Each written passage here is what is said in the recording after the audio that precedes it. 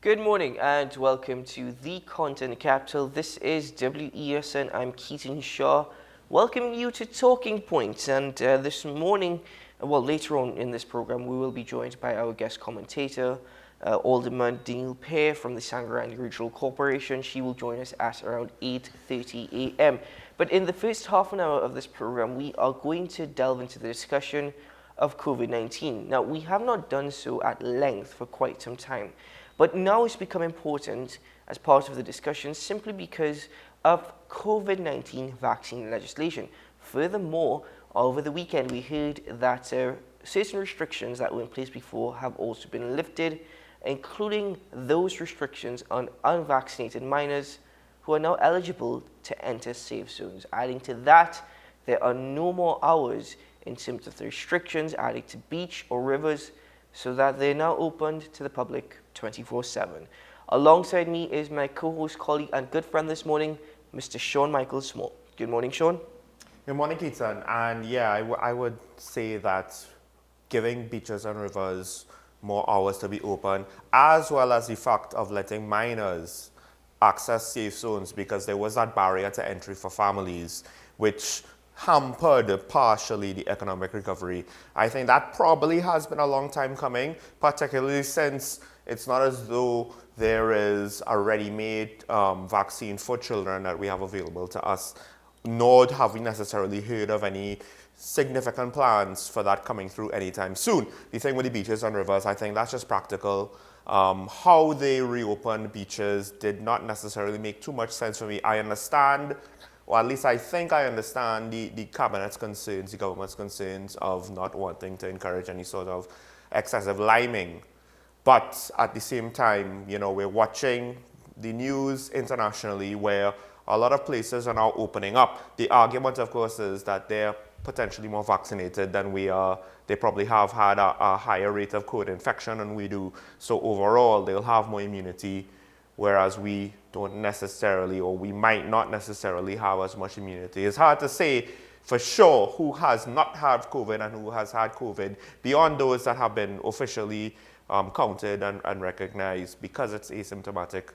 A lot of our population could have had COVID and we don't know, but there could also be a lot of our population that still have not been infected and we have no way of knowing either.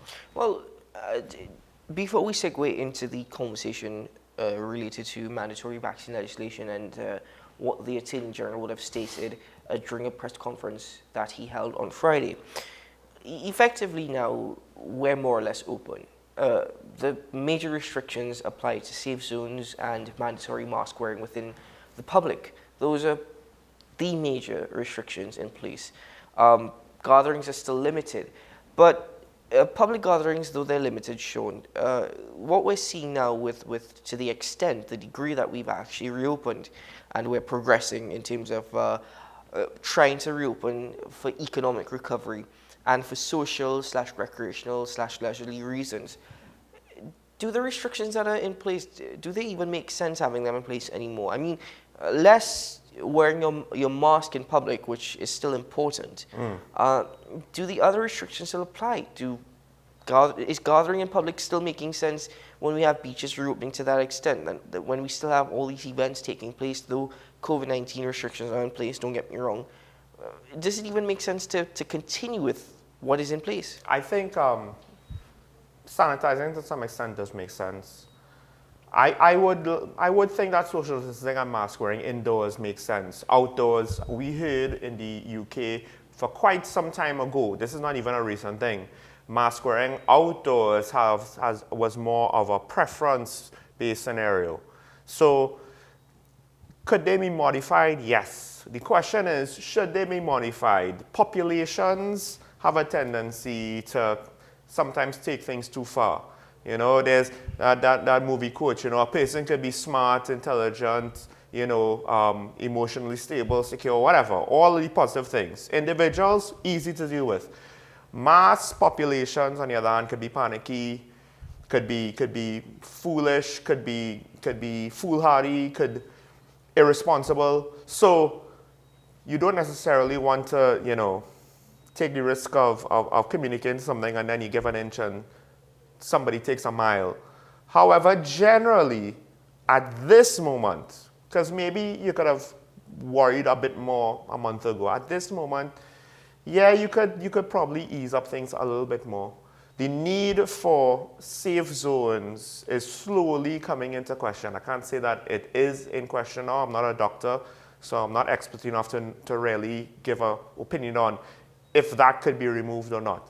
But that brings into question the next part of where the conversation goes. Well, the interesting thing as well is that let's go back to looking at ourselves. Because I did go to the beach. I went to a particular beach about a week ago. And when I went there, not one individual was wearing their mask to begin with. Two, loud music was being played. They had individuals walking with their portable speakers playing loud music. Now, I never really understood the restrictions associated with loud music, but I suppose the argument on the part of the government was it should help prevent gatherings. That has not really been the case. And then adding to that, everyone was drinking alcohol openly, as though, you know, there's nothing in place, there are no restrictions in place. Now, you had lifeguards there to do their duty. They're not necessarily supposed to be part of the management or the security, I suppose, of the beach to that extent. They are part of security, but not to the extent that we're talking public about. health measures that doesn't concern Exactly. their primary duties. And before on this particular beach, I would have seen police officers patrolling. They actually took their vehicles and were driving on the beach. Saw some of them walking up and down. I saw a private security firm actually, you know, doing work as part of security on the beach. I didn't see that last week. So now I'm also wondering, at the same time, let me add to this, that individuals are not even wearing masks within their cars anymore. You know, if you're in a car with two or more individuals, you're supposed to wear a mask. And that applies to the police service as well. So now I'm also wondering if the police themselves are not bothering with enforcing public health regulations because they themselves say, you know what's the point in doing it? If we were to enforce it to the extent that they are in place, we might be charging almost everyone. Which is an interesting conundrum because I do believe only a couple of weeks ago it was the 33rd police officer to die because of COVID.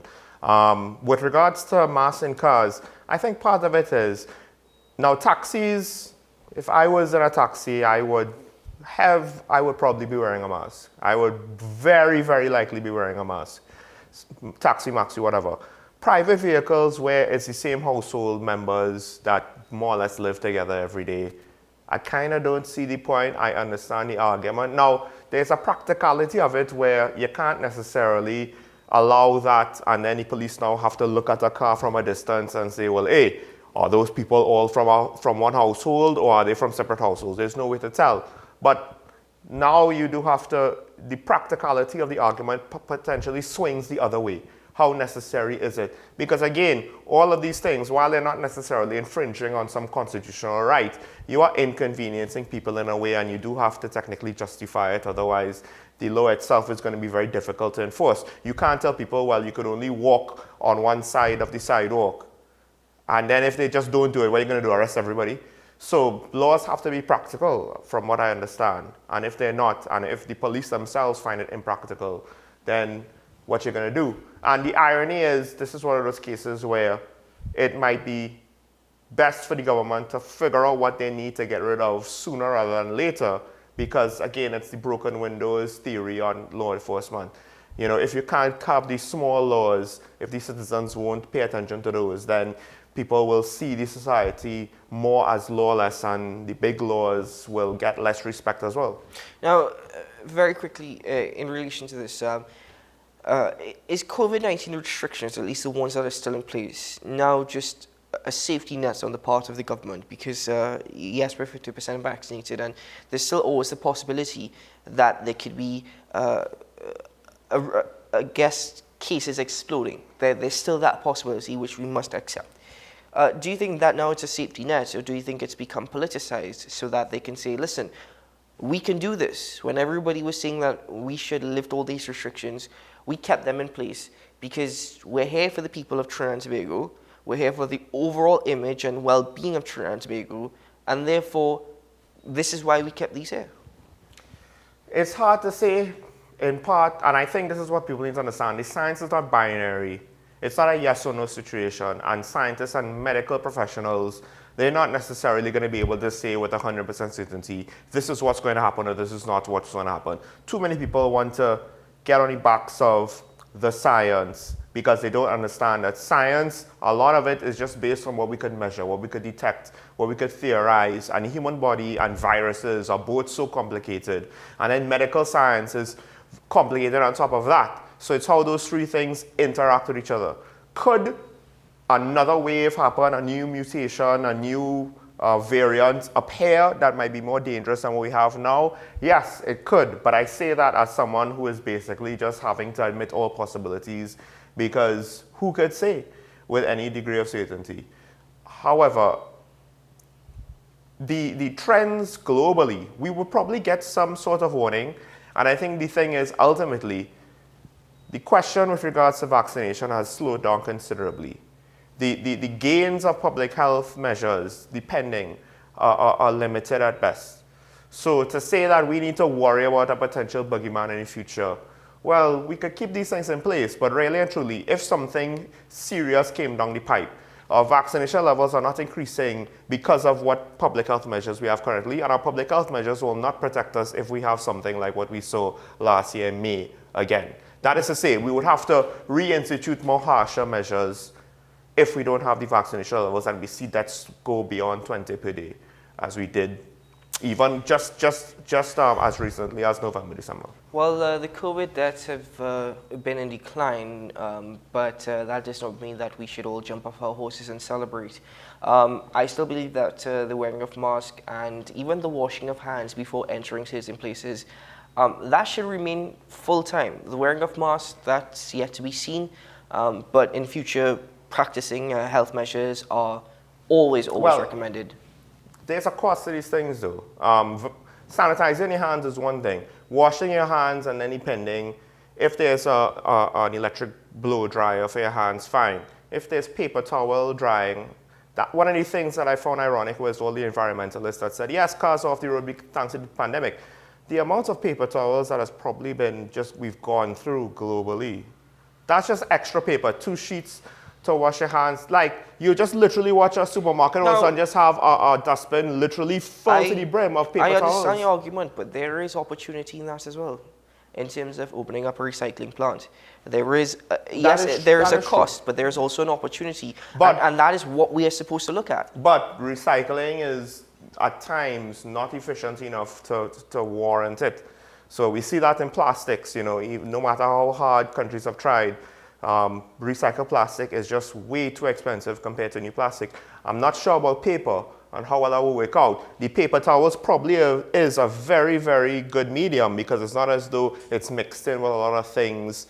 For the most part, it's just paper and your germs, essentially, and a little bit of dirt. Anyway, let's segue into the conversation associated with mandatory vaccine legislation. Last week, Thursday, that is when the government vaccine mandate was supposed to take effect in terms of public sector workers having to be vaccinated in order to come out to work. Now, that was actually extended because that was supposed to be implemented since last year.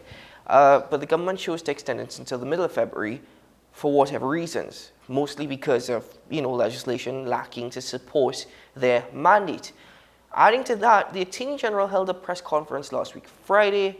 That was not about the vaccine legislation. It was actually about bail and the mandatory death penalty that is before the Privy Council. We're still awaiting a ruling on that. Well, I mean, the main announcement there, not want to get into it too much, but it was with regards to the fact that they were suspending bail because logistics, which I somewhat understand. It's not the paperwork logistics with regards to they just can't process the paperwork fast enough. It's the fact that you're talking about having to process 1,000+ individual cases, which I found interesting to see how many people were potentially on remand that might look to access bail that are made accused. But the long and short is, made accused, the cases do have to be determined based on a lot of circumstances, their criminal record, the nature of the crime, the risk to anybody, any public, witnesses, etc. So all of those things have to be assessed for all of those cases. So I understand the need for time. Before we get too caught up on that, the Attorney General was asked a question, and that I think for me, Sean, that was the first issue. Um, we knew that it was supposed to come into effect on Thursday. And they extended it, right? Well, actually, no, they didn't extend it. They didn't extend They didn't it. extend it. But they've given a reason why. But for me, the problem is, why wait until you're asked? Why not, give this beforehand? Right. So we have the full answer from the Attorney General, and I left it in because I wanted to get all of the nuances of what he was trying to communicate. This was asked one of the final questions. I think it was the last question of the press conference and the only question on the topic. Otherwise, he would not have spoken on it. Let's get the first clip. Yeah. Very important second question that you asked. I have not received the cabinet's approval for legislation, and that is because the final aspects of legislation were being ironed out at the Office of the Attorney General because of very important submissions that we received from a number of sectors, including the trade unions and the private sector. Some of those issues included liability, which the state is minded to accept, included how are we going to treat with people who are constitutionally protected in terms of terms and conditions. Let me quickly say that that's the Section 136 consideration. People whose conditions can't be changed other than by way of a special majority in the Parliament. We were also considering the factors including the ruling workout of this equation. The effect in the courts also had to be ironed out. Is this going to go to the industrial court? Is it going to go to the High Court? Now, we've worked out and mapped out those positions. And the Prime Minister allowed me the opportunity to settle those issues. Indeed, I've been taking advice from within and outside of the Attorney General's office. And upon the Prime Minister's return to the jurisdiction, I intend to give him the settled versions, the multiple versions that we have. I want to remind that the Prime Minister's ultimate direction and the Cabinet's decision is always informed by the state and science of what we are dealing with. And therefore, the input of the medical teams, the Chief Medical Officer, the World Health Organization, our state of vaccination, acquired vaccination, that is infections versus receiving vaccinations, all of those things are to be considered. In terms of time frame, the Prime Minister had indicated a 1-month extension to the middle of February, whilst he allowed the Attorney General to consult. And that consultation went over that mark, and therefore the result of that went over. The vaccination laws to be contemplated are laws, and therefore the Parliament, if we are to approach the Parliament will have to debate it in both houses of Parliament. And there is no bill before the Parliament. No bill has been approved by the Cabinet yet. You have to understand that the science is not only what is the current science, but what is on the horizon. So the experts are very important in this regard. Is there going to be a version of the virus which is lethal, more lethal, less lethal? What's on the horizon? Because if you look to the other countries that are in a state of relaxation have very high vaccination numbers, very high booster numbers, and very high infection numbers. The other day there was a very important article that came out alerting to a new variant that is yet to be spoken of. So the science is going to inform, because the law is not only the present state and condition of Trinidad and Tobago, but what is around the horizon, and whether you want to be prepared for that in terms of legislation which allows you at least to take a step faster rather than not.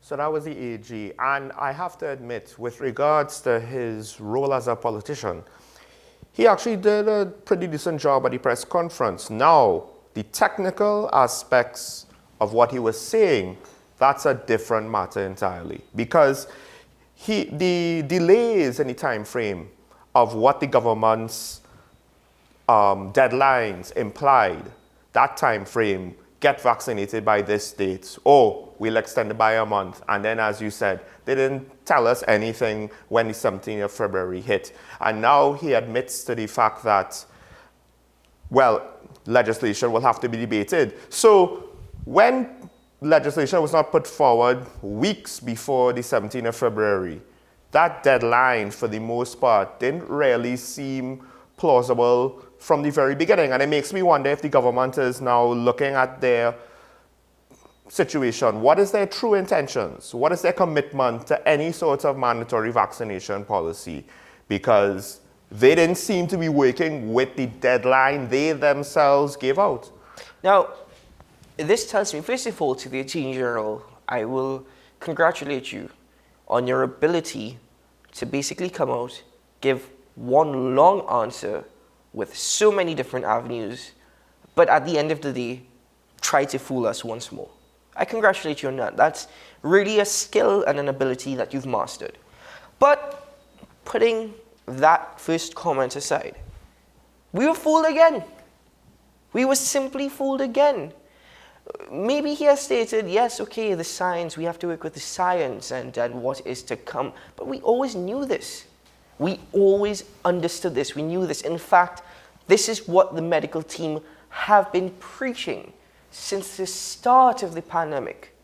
You're only now raising this in relation to the legislation. Secondly, the Prime Minister left Trinidad and Tobago last week, Thursday, to go to Oman. And then you state on Friday that you have to wait his return in order for you to give him the set out legislation. That's ridiculous. What were you doing all the time before? Because this is the second time that there was a delay. Now, we've always supported individuals getting vaccinated. But in relation to this mandatory vaccination, there is a proper way to do it. And you all have simply failed. You all have failed, at least in the timeline and the goal that you set out. And Sean, this tells me that they did not think about this beforehand. They did not clearly think this through. There was no sort of clear mind as to proceeding going forward. No. Because there was always, hold on, Professor Rosemary Bell Antwine, the former dean at the University of the West Indies Law Faculty in St. Augustine, she congratulated you when you raised the issue of mandatory vaccination. You had that discussion with her on this platform. Yeah. This was months in advance. April last year, I believe Exactly. it was. That alone tells you, Sean, that alone tells you that this was in the atmosphere. It was since vaccines came into play, that conversation was in the atmosphere. And the government kept stating this is the last thing that we're going to do. And before you make that announcement, don't you think that you would have sought consultation with the AG? Or perhaps lawyers hired on behalf of the state? And this would have been thought through instead of us having to delay it for 2 months? Let me be devil's advocate. First of all, if they have plans on the table in advance and they're leaked, it might cause people to get into an uproar. That's a minor thing. On the other hand, if they had no intentions to actually push through mandatory vaccination, and it was basically a measure to try to encourage people to get vaccinated, something like a carrot and stick approach, although this is like a hybrid between carrot and stick because they might not actually intend to do it. But third, there's the possibility, and I believe this is the interesting thing, because every now and then, the AG in the press conference, he revealed to us some information where I was happy that he revealed it. If it was intentional, then I would commend him for it. If it was a Freudian slip, then I would chuckle a little bit. I don't necessarily think it was a Freudian slip. He revealed that they were looking beyond COVID-19. They were looking to future pandemics and future pandemic responses. So on one hand, that's good.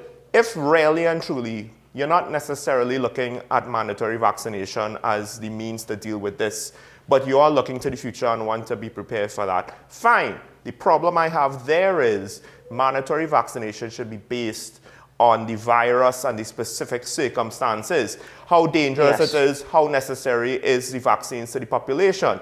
And if you have legislation set up in place, how is that going to work? It depends on the implementation.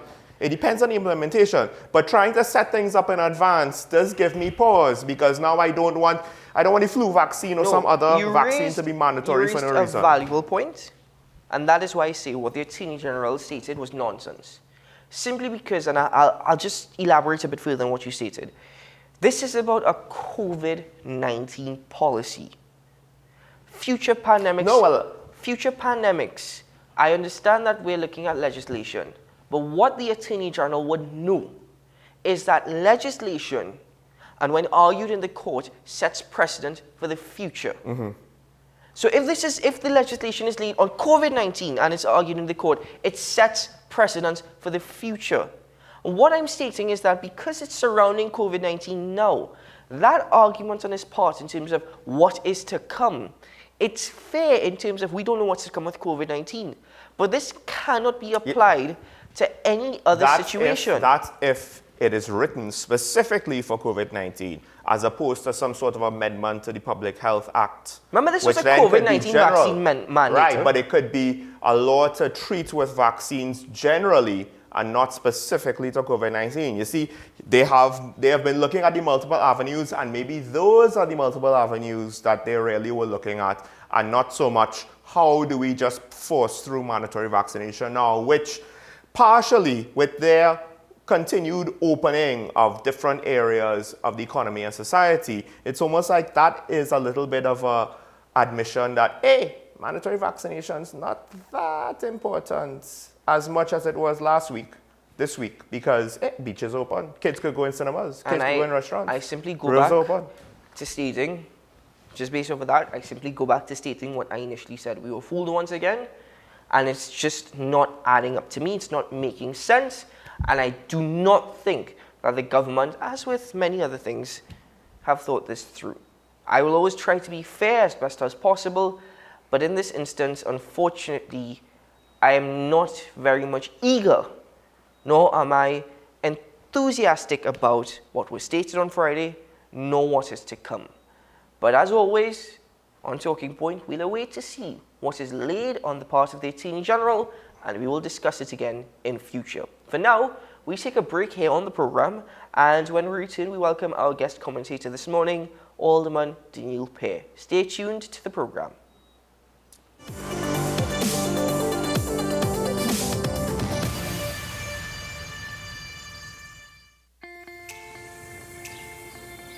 Alexa, can you play my song, please?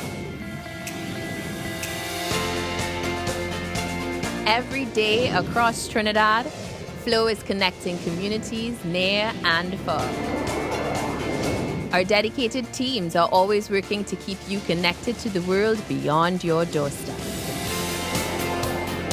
Improving internet accessibility across Trinidad, one home at a time. At Flow, we work hard for you, so you work hard for your family on the largest high-speed network. Connecting you to more every day with Flow.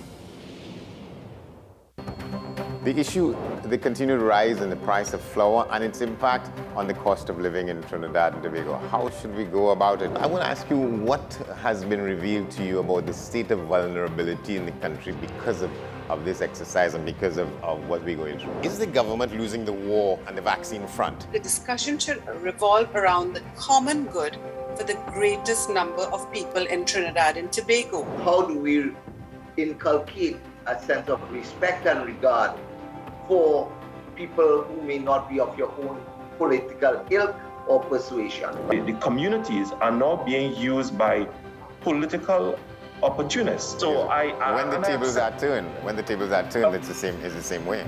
Okay, this has been 10 Questions. I'm Andy Johnson, and we'll see you next time.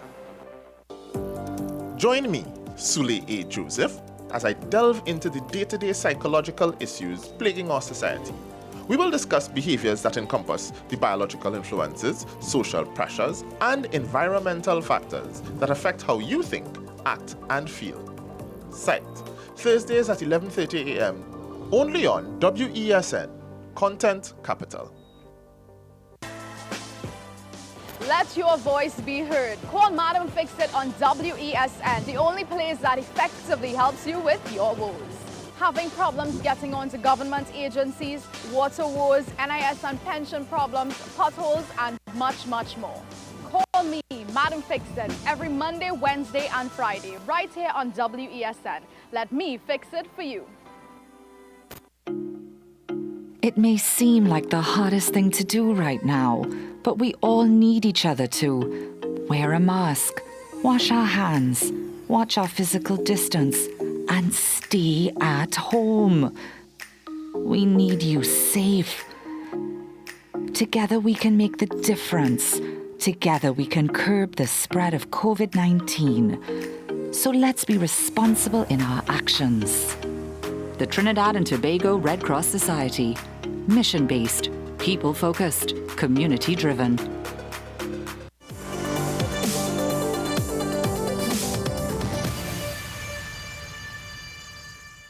Welcome to Talking Points here on WESN. Well, welcome back, should I say. I need to correct myself. Before we took the break, I said we're welcoming Alderman Daniel Pear. And my sincerest apologies is Daniel Piper. You have to forgive me, the Alderman is with us via Zoom. Good morning, Alderman. Welcome back to Talking Points. A pleasure having you here. And let me apologize for my my faux pas. Good morning. You all is forgiven. Thank you. Now, Alderman, let's get into the conversation. Now, we are focusing a bit on local government this morning. Later on in the year, we expect the local government elections to take place. And, since the start of this program, we've come to understand and learn at least more and more the importance of local government and its contributing factor to the development and upkeep of a community. In fact, I would make the argument that local government itself is more important rather than a member of parliament. A member of parliament, in my opinion, is just a representative within parliament itself. But let's actually get into that specifics. Yeah, I would say so. Parliament, I've complained, MPs or ministers, how much time do they have to spend as MPs? So at least on the government side, everything, you could argue as well, opposition MPs spend maybe some of them too much time as shadow ministers. But that leaves the local government officials to be the people on the ground to try to deal or treat with the issues of the people. Now, the elections are coming up later this year. The first thing I have to ask is, has there been any sort of anticipation now, particularly with regards to, we've seen a pretty interesting result coming out of Tobago. Maybe some of our people who are aware of regional news might have looked to Barbados. This is the next election of our nation coming up. Have you heard anything on the ground, or have you seen anything for or against the government, or gotten any sort of indication, or is it still yet underneath the surface? People have not really gotten into it yet. They're too busy with the pandemic. They're too used to kind of just, well, that'll sort itself out. I don't want to necessarily get too involved. What have you been hearing and feeling right now? Hi, good morning again. Good morning to all the listeners and viewers. What I can say, as you would have stated before, we are anticipating local government elections later this year. With respect to the result in Tobago, I mean to say, of course, a lot of introspection would be done in terms of, what was the causes of that there, what can we do on our end, what is the differences between Tobago and Trinidad, and so on and so forth. We anticipate local government reform. It is to be laid in Parliament. Last I heard, it's supposed to be at the end of this month or early next month. And, that will, I guess, instruct how we'll be going forward this year in anticipation of the elections. Now, Alderman, on that particular note, and I thank you for raising that, because it's a topic that has been on the cusp of our tongues many a times in relation to local government reform. It is necessary, and I only hope that the reform that we will see, we don't know the details as yet, concretizes, affirms and strengthens the role of local government in serving the community. But do you believe that, that now we're bringing local government reform, and I'm very happy for it, it's long overdue, but do you think that the months leading up to a local government election in itself may be the start of the campaign on the part of the government before the actual election?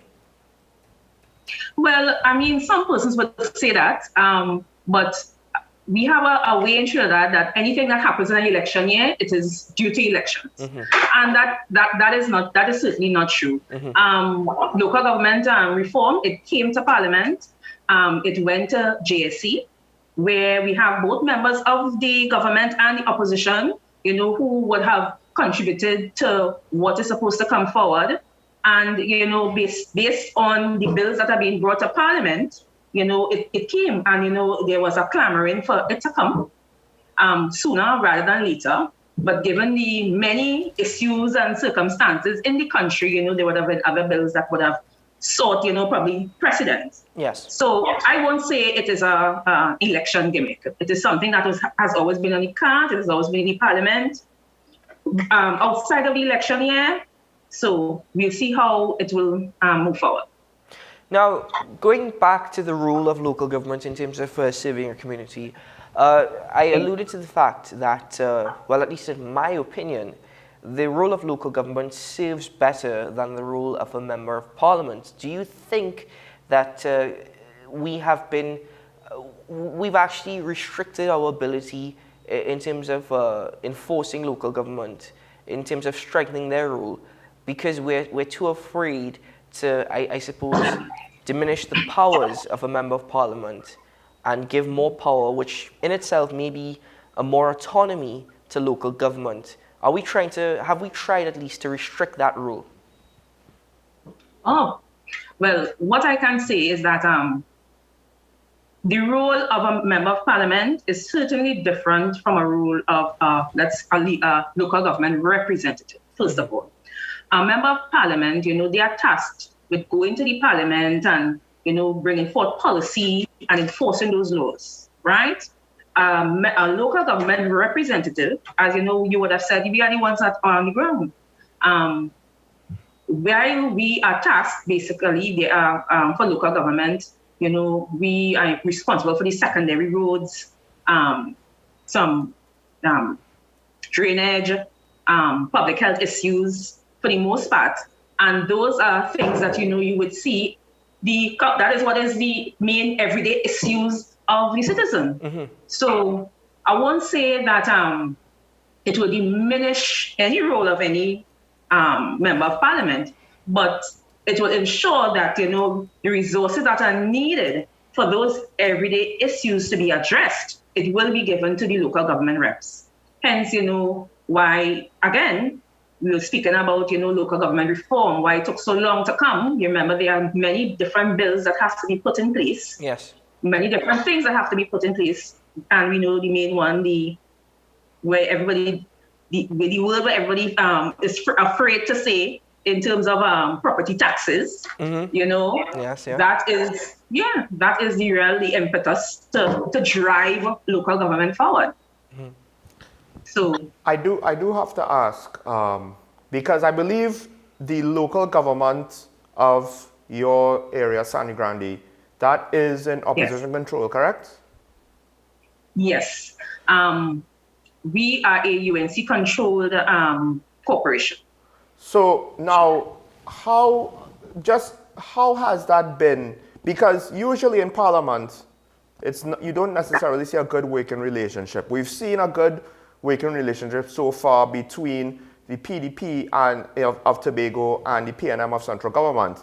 But in Parliament, the opposition and government, and you could maybe blame both or either side. You can make arguments that both sides have a hand in it, at least to some part. Yeah. But with regards to local government, from what you have seen, and I might have asked something similar like this a couple of weeks ago, but the working relationship of working government, how important is it and how has it been practically for you in your region? Okay, well, thanks for that question. At Sangre Grande, well, I have been, as I said, I think I spoke about it before, I have been a local government representative since 2016. And in 2016, in Sangre Grande, I could speak for our situation and circumstance. There was a split vote. I don't know if you all recall. There was a 6-6 split vote. So yes, the PNM was in control However, there were equal amounts of councillors and aldermen on either side. So when it is time to vote for certain things, obviously, a majority would be needed. Mm-hmm. And I believe it has to do with the strength of the chairman at the time. The chairman at the time was Councillor Martin Terry Rondon, the venerable Martin Terry Rondon, the longest serving councillor in the country. On either side, you could compare, longest serving councillor. And, he would ensure that, there's this sense of the UNC not feeling as though they will be disenfranchised, or everything was shared equally down the middle. We have minutes to show, we have the evidence to show that everything was split down in the middle. Sometimes to our chagrin, because, we say, well, at the end of the day, we are politicians, and we said, no, persons would have voted for them. This is what has to happen. Mm-hmm. Now we are in a situation where the UNC would have gained an extra seat at the Sangre Grande Corporation, so we are 7-5. And there are times where I believe the chairman of the corporation, he would probably attempt to emulate what Councillor Rondon did. But he does not have any control over his council members, any control whatsoever. Many times meetings will fall apart. The members of the UNC, they would walk out on their chairman. So it's a very toxic atmosphere. It reminds me of, the words of Dr. Eric Williams when he said that the alternative to the PNM is chaos. And that kind of holds true in Sangre Grande. I am not certain what is the situation at other corporations, but at Sangre Grande, it's an extremely toxic atmosphere. There's a lot of political discrimination where the PNM councillors, we are not given, the PNM councillors are not given an equal share in a number of the resources. And, sometimes when I hear Dr. Sammy, when he complains about geographic and political discrimination, I have to laugh because I say we go through that right at Sangre Grande Regional Corporation with his own UNC council members. So there have been attempts, we would have meetings where, we sit down and say, well, let us come and sit down and work together for the benefit of the persons on the region, but only politics are being played at Sangre Grande Regional Corporation. And I'm not just saying that because I'm a PNM and I find it not sharing. At every single meeting, there are minutes, and there will be minutes to show everything that I am stating here is in fact the truth.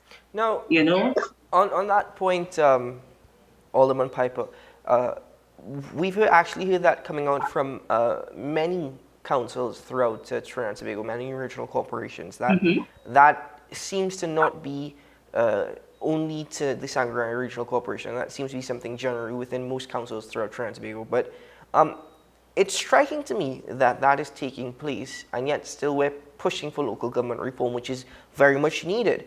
But, working together is critical to the efficient and effective operations of, and the role, I suppose, of a regional corporation. Yes. So if we're pushing through legislation, and I always say, government is one thing, ourselves, our rules are another. Does it even make sense if it is that we're not going to have cooperation within the corporation? No, but as I would have stated, you can't have cooperation within the corporation once the members are amenable to it. We would have had that situation before. I know in other councils where you see the even though you may have your political differences, but when it is time to work for the people, you put that aside. And that is what has to be done. But we have a situation where exactly what you are seeing in central government, where the UNC members of parliament, in parliament, that has been happening at councils. And that is something that has, it is not the norm. Because if you also speak to other councils, as you say, they will tell you that they have never seen anything like this happen before. It is unprecedented. The way that they are refusing to work to get things done. I will give you an example. We have something called unspent balances at all corporations. These unspent balances, these are balances that come from, let's say, we have contractor and they didn't complete a job on time. So, the funds, for whatever reason, could not have been expended, right? So these unspent balances are held in an account until they are audited for further use at another time. Now, given this situation with the pandemic where, funds have been limited worldwide, it is not something that is just happening in Trinidad and Tobago alone.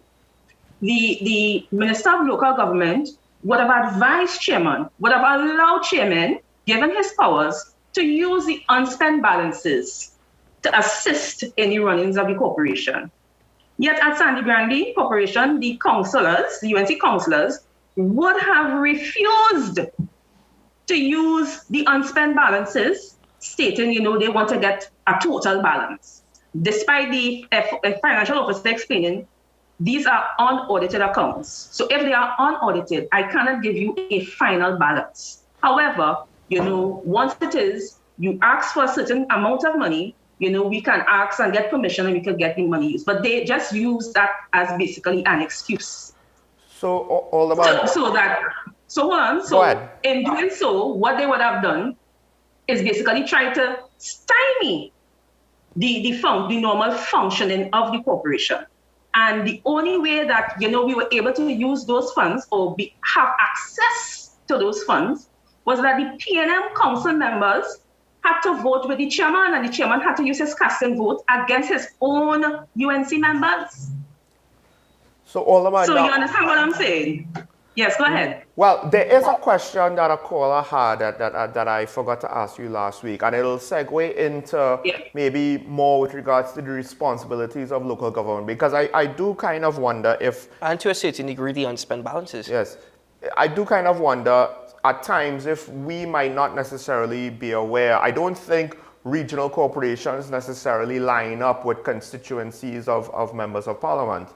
So the question, right, the question, and then there are other issues with regards to the responsibilities and role of the regional corporation. Based on current events, we'll get into that. But I believe the question was with regards to culverts in Sans Souci, potentially collapsing or being damaged, and that might cut the route from Sangre Grande to Matlot. And I do have to wonder, because he was asking about that, he wanted you to answer that specifically, and I do have to ask, is that even within the area of your regional corporation that you have some responsibility for? So I do know about that culvert in Sans Souci, and as we spoke about, the corporation is responsible for secondary roads. I believe that road he's speaking about is on the main road. So, but even though you have main roads, secondary roads, we know that a lot of times persons do not understand that. So we do, as a corporation, we do try to assist as far as possible, given whatever resources that we would have. But, we're just speaking about, the corporation has had limited resources, and not only the corporation, all the ministries would have limited resources in order to get things done. But I do know of that situation in Sans Souci. The member of parliament is also aware. So what you're saying is, at times, if necessary, regional corporations will go into their budget potentially to deal with issues that might not necessarily be directly under them. It might be under... Correct. In this case, would it be the Ministry of Works and Transport, or would it be the MP of the area? How it works, the Ministry of Works and Transport would be responsible for those primary or those main roads. Why I said the Member of Parliament would be because the Member of Parliament at his level, he would be dealing with the Ministry of Works. Right? So it's not that the Member of Parliament is responsible, but he would be tasked, of course, with ensuring that, the main roads, the byways, in any part of his constituency, even the corporation roads, So sometimes, persons would write to him, and he would know that would be a responsibility of the corporation. He would write to the corporation and ask for assistance on behalf of the residents or whatnot. So that's the working relationship that is there between central and local government. I am terribly sorry to hear about the toxicity within the regional corporation. I truly wish this wasn't the case, because I am tired and fed up of hearing a political divide disrupting, the operations within our community. But I know that we don't often like to politicize these things, especially try to politicize not politicize, my apologies, publicize the negatives. Yeah. It's not very good for public relations. But in this instance, shouldn't this have been made public before? Or let me ask, because I have not heard of this before, was this even made public before? We would have had a situation last year. It was on all the news, all the radio station, where we had 12 workers from the corporation who they did not want to continue their contracts. They want to bring, if you know what I mean. So there have been instances. We have had an instance as well where a UNC member of council, he is sitting in council and he has charges of misbehaving in public office. Right? So we have that situation at Sangre Grande. We in the PNM, we are the ones who are tasked, with bringing these things to the fore. But as you can well understand, it is every week is something. And, we don't want to be said that, we just want to be quarreling and complaining about everything. We are doing our best at the council. Because luckily we would have a somewhat good working relationship with the workers at the corporation. Hence the reason why we would get things done. And mind you, the workers themselves are being discriminated against, and they are being vilified by members of the UNC Council for even attempting to assist members of the PNM Council. That is the situation that is taking place at Sangre Grande Corporation. That's actually a rather strong word that used in terms of discrimination. And I suppose that you're alluding to perhaps one's political affiliation or allegiance. But because of that, do you think that in order to try and get out of this situation, using terms like we the UNC this and that, or we the PNM this and that, yes, we understand that there are political parties, and yes, we understand that within Parliament you have two sides, perhaps more, I don't know. But do you think that we the PNM, we the UNC, we need to try and cut out that rhetoric? Well, I cannot, based on a lot of decisions that have been made at the council, I cannot in good conscience say we, the council at Sangre Grande Regional Corporation. Because some of the decisions I am totally against. It is recorded that I am totally against. And, so in that instance, I cannot say such. But there would have been instances where I would have been proud to say that I was a member of the Sangre Grande Regional Corporation.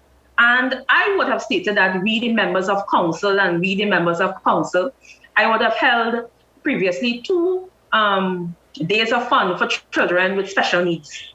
And I spoke about we, the council. We would have had a local government app. I spoke about the council because there was the entire council would have supported the decision. But there are decisions that council is making right now where I am not in support of, so I can't put my name in that. So in that instance, it's we the PNM. So now, just as we're running out of time, there's one thing also that I wanted to ask, and it's generally with the situation with blackouts, we have one more situation where public utility gets into the news. Now, I'm curious to find out, what is the working relationship like for your regional corporation? Specifically, you can't necessarily speak to the others, with regards to the public utilities, because it seems as though they are in a very interesting state of being with regards to central government. But now you're the people on the ground, you have to look out for the people that live in your area. How has that been? What is that relationship like? How well does TNTech and WASA work with you to resolve the problems that you bring to them? Wow. If you speak to any local government rep, they always say, they are a local government rep. They are not a rep for TNTech or a rep for WASA, because as you can well imagine, we are inundated daily. Sometimes probably 60% or 70% of your day is, where you have to deal with WASA or TNTech issues. I can say that at the corporation, where we have a very good working relationship, And I could say we, the corporation in this instance, we, the corporation, have a very good working relationship with those at TNTech. They work really, really hard, in terms of getting things done for the persons in the region. Some persons might be upset because in the San Ivany region, we also have the largest squatting population in Trinidad and Tobago. So, sometimes, we have to work with respect to that. And the situation with WASA, it's similar, where persons, would make requests for water and whatnot. Luckily, we at the corporation, we have some water trucks. So we help deliver. However, water from the corporation is really only supposed to be delivered to persons without a pipeline water. WASA is, really tasked with, delivering to their customers, which does not always happen. But it is challenging. I will admit that it can be challenging, but I do know that the workers from WASA and on our end, we work really very, very hard to ensure that, we help the persons in the region as much as possible. Well, Alderman Piper, thank you very much once more for joining us on Talking Point. We appreciate your time and the information you would have shared with us. We'll continue this discussion next week, Monday, but for now, please stay safe and keep well. Always a pleasure having you on the program. All right, thank you. I'll see you next Monday. See you next Monday. Thank you, Alderman. Take care, all the best. Folks, we here on Talking Point now break for WESN's News on the Hour.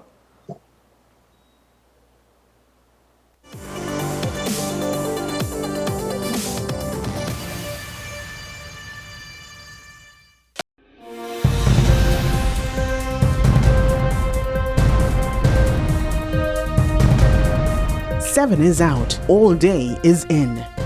WESN News on the Hour.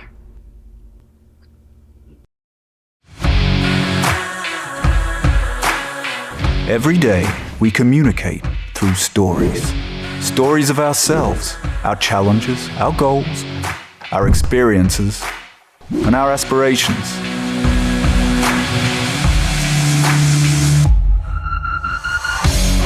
Storytelling is an art that we have mastered. WESN Film Studios comprises a collaborative team of experts with extensive industry experience locally, regionally, and internationally.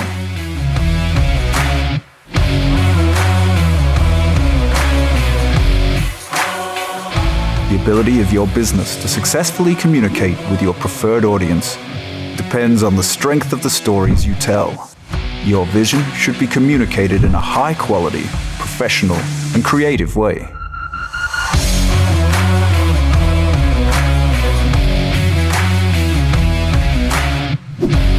From concept to post-production, advertising to film, multi-camera productions, live events, streaming, and virtual conferencing, we are WESN Film Studio.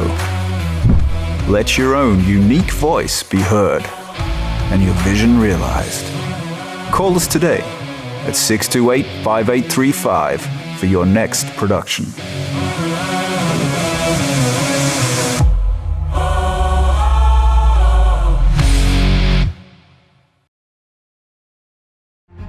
We are WESN, the premier platform for Caribbean content. WESN, covering West, East, South, and North. WESN, we entertainment, sports, and news. WESN, available on Green Dot 7, Amplia 118, Airlink 17, B-Mobile 107, Digital 21, ICN TT 105, and Flow 110. Connect with us at WESNCC or stream online at www.wesncc.com. WESN, your premier platform for Caribbean content. Burning questions, urgent topics. Welcome back to One on One, the show where we tackle the most current and pertinent subjects that are affecting all citizens, where we ask the hard questions and have in-depth conversations. What separates One on One from other talk shows is that the conversation stems from a younger perspective on topics that affect the fabric of our society. One on One, Wednesdays at 10 a.m. on WESN Content Capital.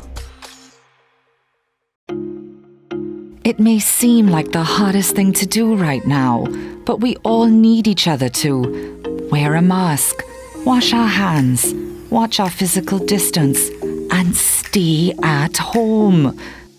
We need you safe. Together we can make the difference. Together we can curb the spread of COVID-19. So let's be responsible in our actions. The Trinidad and Tobago Red Cross Society. Mission-based, people-focused, community-driven.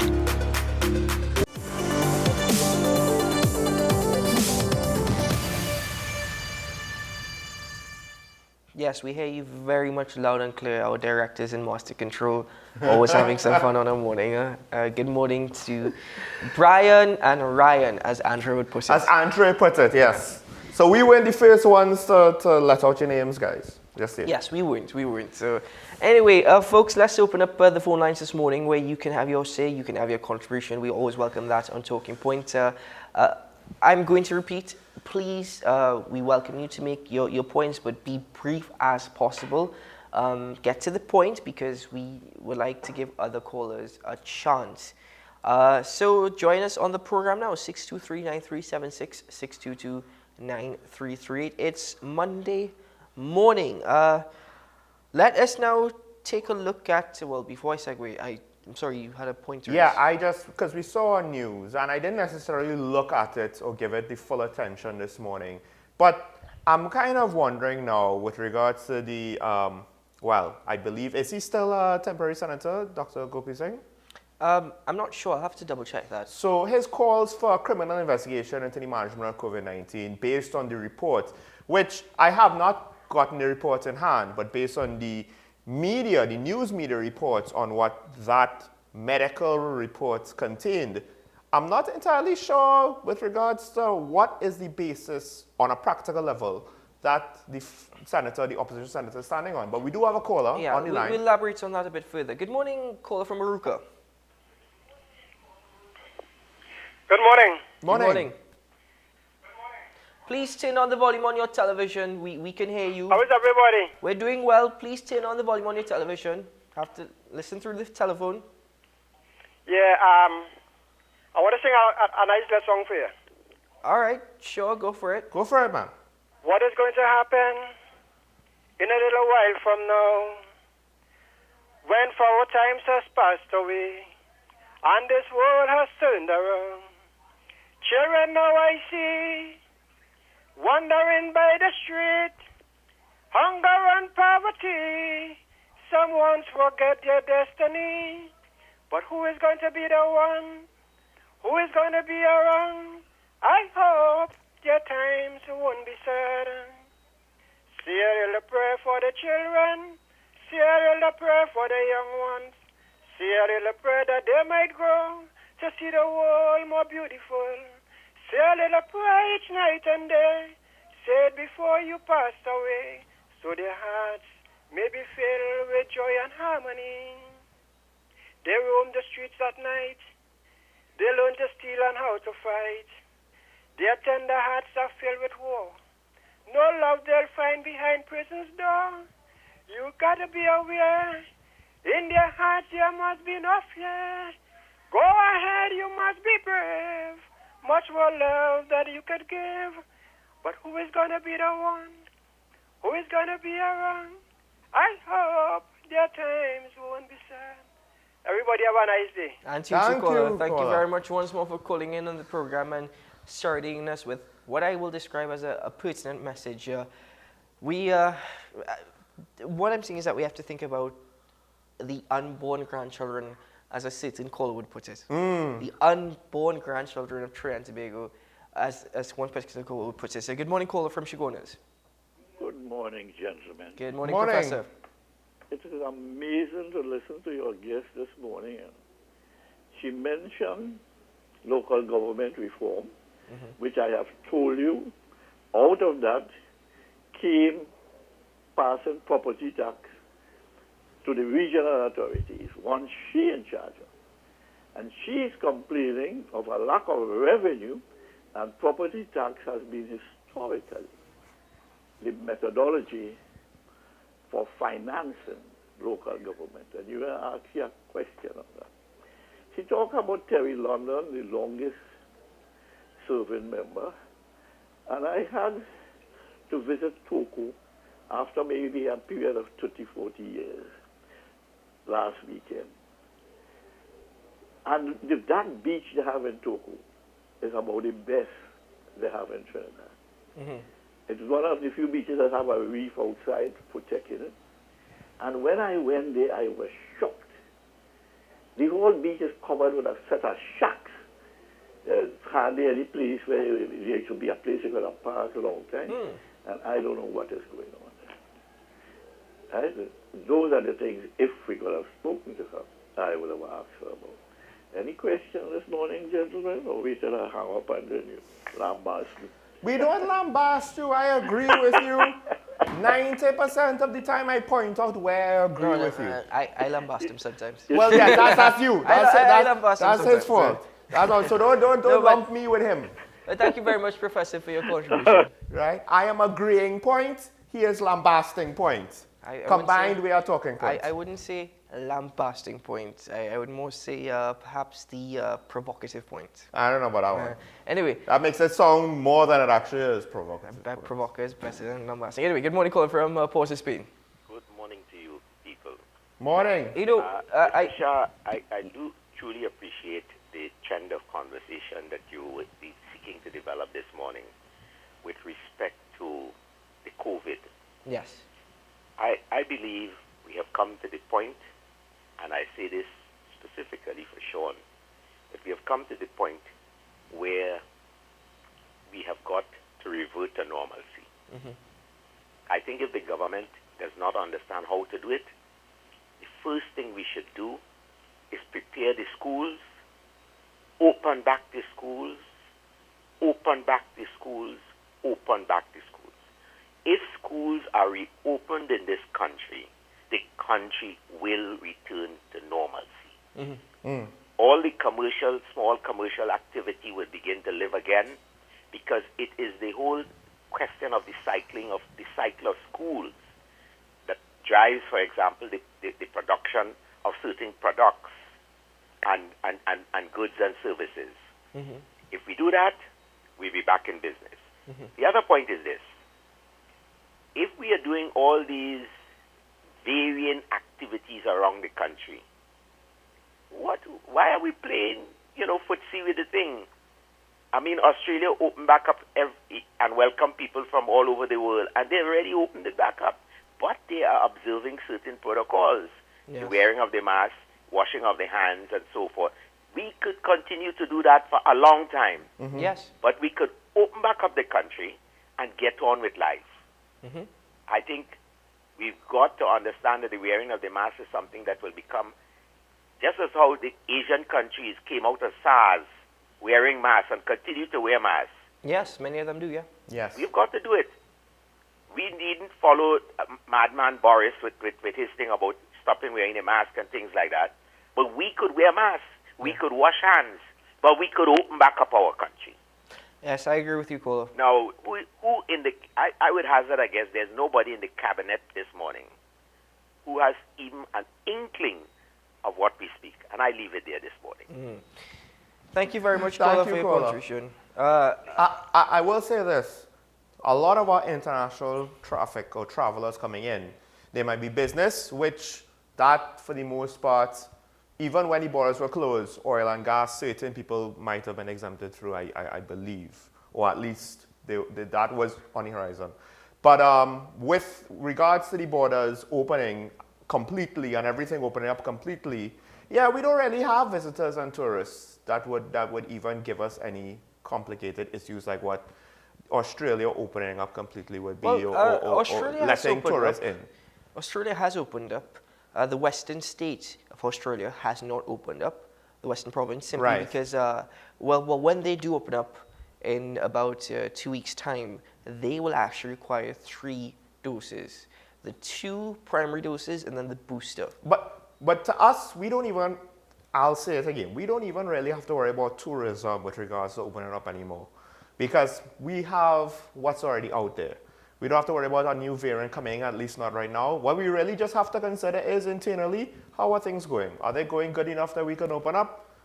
What do we have to do to keep it Well, safe? if the trends And are now, well, we're seeing less people in the hospitals, and we basically That's opened up. relative because it's still in the hundreds, but the And deaths, we've the basically deaths are opened up. down. The deaths are down. I mean- yes, yes. I mean, and also in terms of Madman Boris, and I fully agree with the team that used their Madman Boris.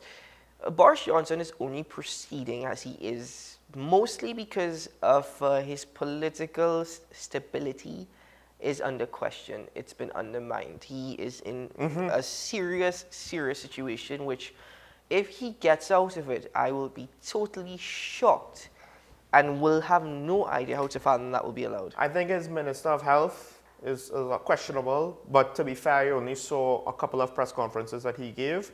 What he said was kind of, I'm not too sure how I would go with it. The fact that one of his policy advisors, or you could say his unofficial chief policy advisor, kind of left his office. I don't know what her official title was. I think that now brings into question his effectiveness moving forward. If she was the brain behind his operation, as was reported. So I've been following British politics for quite some time.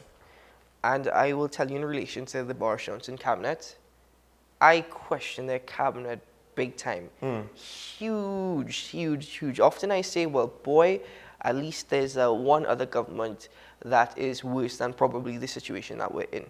Oh, right? no. There's more than one government. Hold on. In the first world, that is worse than on. what we face. Don't jump into that as yet. I'm talking about at least the politics, the news, and the governments that I follow. If you want to compare us to Venezuela and Maduro anywhere else, that's another. But, I would argue Canada and the US are not looking so hot either. Well, Biden is really starting to fall asleep. I'm not going to add to that.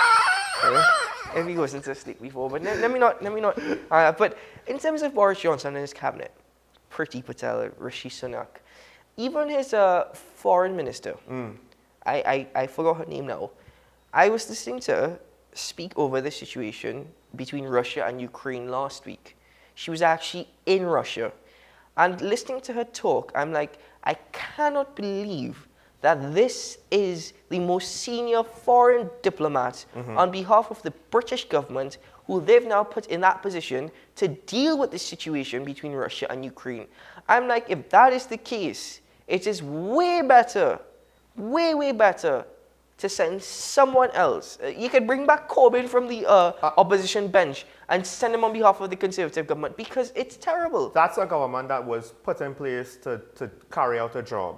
And I think what we're seeing, though, is they're not necessarily going to be as proficient to deal with a pandemic or a threat of a regional conflict that could go global. Good morning, caller from Pity Valley. Good morning, Sean and Keaton. Good morning. I am glad to see the additional in your show on the balance on the political landscape. Yes. For you all have Miss Lakshmi, the senator. Yes. There's Bidia, you all have Miss Faith Israel from Tobago. Faith B. Israel. The B is important. Yeah, and I'm glad to see, well, this is the closest you all have to a PNM representative. And you could hear the differences when each of those entities speak, and the viewers could judge for themselves. Yes. So I'm glad to see the balance. And I don't know what grounds that Mr. Tim Gopi Singh have, because the little report that I saw or read, I don't know where there's criminal accusation against all the medical staff. So I will follow that later on and see where that goes. Yes. So thanks. Have a nice one. Thank you very much. I'd just like to add to what the caller was stating in relation to Dr. Tim Gopi Singh. Maybe we could welcome him on the program for him to further explain what he meant. But just on the genesis of the report, I do have the report, the entire report, and at least I assume that's the entire report. And I will read it in good faith that it is the entire report.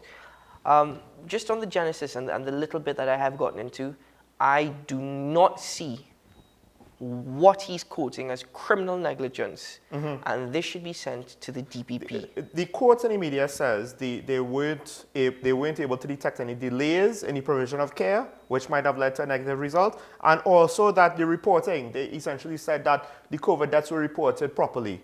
So those were, I guess you could say, two of the main concerns the public had. I'd just like to say, Sean, and I think it is now time that we expressed, that we have spoken to doctors who were part of medical teams and are still part of the medical teams that dealt with COVID-19. Yes. We spoke to a doctor who was within Couva. I will not give their position, but they were very senior within Couva, especially when the pandemic started. Yes. And he indicated to us that from all instances, from what he can tell, the reporting on the part of the government in terms of daily numbers were accurate. What Dr. Gopi Singh also needs to understand, and perhaps what the opposition needs to understand, is that in terms of testing, one issue that we did have was private labs were not able to test until way after the pandemic started, in terms of it was declared in Trinidad. And that is an issue that I had.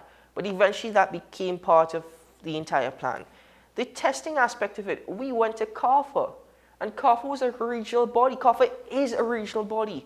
So we're not testing only for Trinidad and Tobago, we're testing for other islands as well, which in itself will cause major delays. I think, so one of the points that is reported Dr. Gopi Singh was making with regards to the ratio of ICU staff to patients, particularly nurses, and the potential exhaustion and negative mental health that would have led to the burnout. The flip side of that is, it's not as though nurses grow on trees and we just need to water the nurse tree, more and they would just fall from the sky or something like that.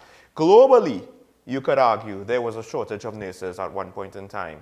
So while I understand that out of context, Dr. Gopi Singh, he is looking at policies and asking pertinent questions out of context. In context, you do have to ask how relevant is the point that he's making, how practical. Because what is the alternatives that could have been done? It's not as though we could have just hired more nurses from somewhere. In fact, I believe not just us. Now, we did get nurses from Cuba, I believe, but I think Guyana or some of the other Caribbean countries, including us, lost nurses to different European nations. Other Germany yes. and England, the UK in particular comes to mind. So we're losing nurses because, the struggle, what we were told was, I believe, it could have been from the Nurses Association, was that if you're going to struggle anyway, you might as well struggle in the UK or Germany and try to find a better life. But what was not said was that our struggle was any worse than what was being experienced globally. Well, with the exception of cases where certain countries got even more out of control than we did. So, the responsibility of the government in this case with regards to burnout of staff, because it's not as though the staff that who we interviewed, who could have spoken to this on conditions of anonymity, it's not as though they said, well, the government needs to figure out rotations or something else to do with burnout. Most of them were very, very much dedicated to their duty because they knew, listen, this has to be done in order to try to preserve lives. The government came out and said they hired over 1,500 plus workers. Fine, fair enough. Give us a breakdown of that workers. Was that just temporary workers who were part of the vaccination sites, taking temperatures and allowing people to walk in? Because if you went to the Service Commission over the pandemic, they were only hiring within the Ministry of Health. No other ministry at that time was hiring. Only under the Ministry of Health. They were looking for temporary positions to fill in terms of people needing to take temperatures, people needing to guide individuals. And so that in itself, the Ministry of Health stating that we hired so many people, give a breakdown. In terms of doctors, yes, new doctors were hired, and I'm very glad that doctors were actually given the opportunity and in terms of a job. But again, did you have the necessary expertise? Even though we didn't have much information on how to deal with COVID-19 and the pandemic, senior doctors who would have had experience with these ailments that affect various organs, lungs, liver, kidneys, which we have seen throughout the pandemic, would have been good. Also, in terms of nurses, we got nurses from Cuba, yes, but at the same time, there were many nursing staff, many individuals who graduated from the nursing school, I think through Costa and the University of the West Indies, and they were not able to find jobs. So this entire thing about hiring 1,500 plus workers, give us a breakdown, because it's very, very easy to say that people came through the Service Commission, whatever position it may be, that may not add context to the entire narrative. Adding to that, I still do not believe that that in itself goes to criminal negligence on the part of Dr. Tim Gopi Singh, who, by the way, I believe also has a law degree. So is he playing politics? Is he trying to remain relevant after coming out of politics? Or is he making a good point? Thus far, just based off of what I've seen and heard, no, I'm sorry, Dr. Gopi Singh, I do not agree with you. What have we seen? COVID has been one of the biggest political issues, at least potentially before Russia, if Russia actually amounts to anything serious. So I don't know if this is UNC looking to try to keep COVID as an issue as it is coming to a close. It's like, now is not the time really to fight for this to be your main argument politically. There are more important things happening right now. The mandatory vaccination question, at least, is a better I will add to that avenue. just now, because there's another MP who has blamed a minister for something that... Anyway, good morning, caller from Pitty Valley. Hello? Hi, good morning. You're live. You're live. Keaton, one correction what you just said about nurses. About hiring the nurses and them from Custard and stuff. It's not just like hiring the nurses and them. It's the nurses and them was hiring, Don't worry about the TV. You're live. Just talk. The nurses that they was hiring was specialized nurses, not just coming out from Custard. Was specialized nurses in certain fields what we don't have in Trinidad. Right. One correction. Thank you. Thank you. Thank you very much for Right, that correction. that's a complication with the medical profession, because that sort of complication has made our supply of doctors coming out of Mount Hope in an odd situation where we have shortages of specialists, but we have all of these new doctors that can't get jobs. But that's a whole other issue. From what I also understand, and this is where we'll actually close off the calling segment, from what I understand as well, extra money, extra funds were given to the various RHAs throughout the pandemic. Yeah. Many of which we do not have accounts for. And I'm wondering if we can get any sort of account as to expenses. You see, the thing is, when Lack you go, of digital records. When you go, basic thing, and people will probably laugh at this, but think about the principle behind this. When you go to purchase anything, absolutely anything, whether you're a business owner or a citizen, you always receive a bill. A bill, a sales of receipt, that is your proof of purchase, how much money you paid and whatnot. And when any sort of organization or company has to get audited, and I believe annually you're supposed to get audited. Once you get audited, you have to provide, even if you go to declare your taxes at the end of the year, you have to provide all your bills with all your expenses. If you spend $5 and it came out of company funds, if it didn't come out of petty cash, but it came out of company funds, even if it came out of petty cash, you're supposed to provide bills to say this was expenses on the part of the company, and this is how you're audited. If that is required by the government by law, why is it that we as citizens never ever, whose money, by the way, whose money they use to fund their operations, why is that we never get any sort of bills, accountability, or audit? And need I hear the professor saying in the back of my ear, annual administrative reports? Exactly. It's a combination of things, right? First of all, whatever corruption is there, from whichever political party that brought it about, whether it is on the parliamentary level, the local government level, or different public entities, utilities, etc., ministerial services. The corruption is allowed to continue in part because people try to keep the reporting structure, the reporting mechanisms, the technology used to keep track and keep accounts of different things. They want to keep it the way it is. By keeping it the way it is and by leaving the holes in the system, it's easier to get away with things.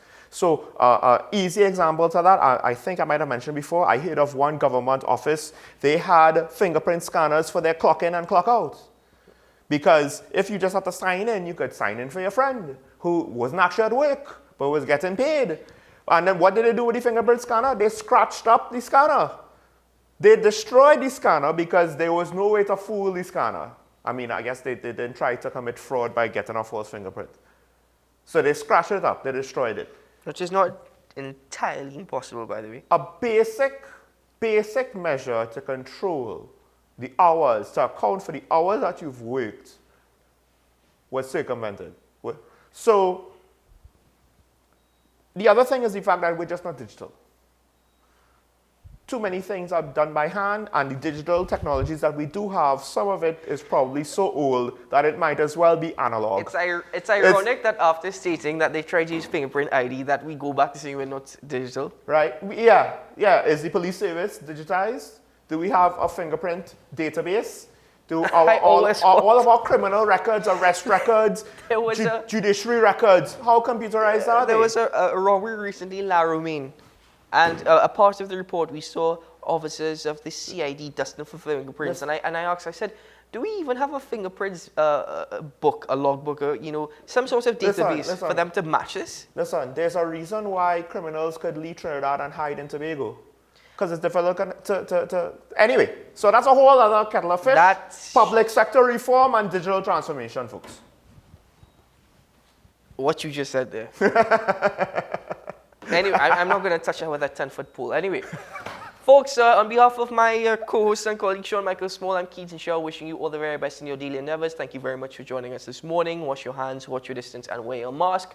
Personal responsibility for Trinidad and Tobago. And as we wrap things up, Sean, I'll do it on your behalf this morning because we're hearing our director stating, hey, listen. Okay, I'll give you a moment. Go ahead. No, it's just that personal responsibility. I want to reiterate it again. COVID might be over, but global shocks to our economy might continue. And this situation in Ukraine, no matter what happens, we can't tell how we're going to necessarily come out looking at the end of it. We already had an oil and gas and revenue problem before COVID. Yes, the prices are up, but... Hey, I said a moment. There's so many things going wrong right now. We need to be more personally responsible and not depend on the government to do everything for us. I'll just end by saying I actually agree with him a lot on that. Anyway, folks, Sean and I will see you again tomorrow morning. Bye-bye.